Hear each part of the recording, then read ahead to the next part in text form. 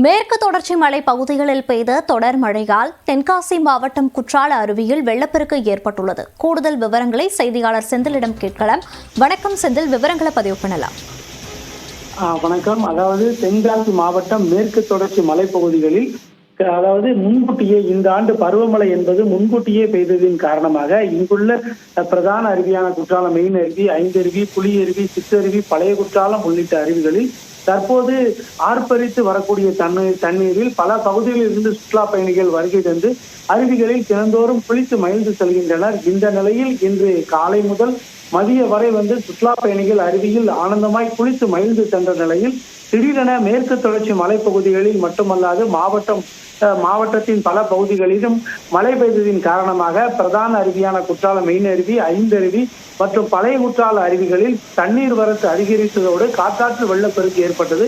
இதனால் பாதுகாப்பு நலன் கருதி அருவியில் குளிப்பதற்கு தற்போது போலீசார் தடை விதித்த நிலையில் அருவிக்கரையில் இருந்து வரக்கூடிய சாரல் மலையில் நனைந்தபடியும் செல்ஃபி எடுத்து சுற்றுலா பயணிகள் மகிழ்ந்து செல்கின்றனர். மேலும் பாதுகாப்பு நலன் கருதி அருவிக்கரை ஓரமாக போலீசார் சுற்றுலா பயணிகளை கண்காணித்து பாதுகாப்பு பணியில் ஈடுபட்டு வருகின்றனர்.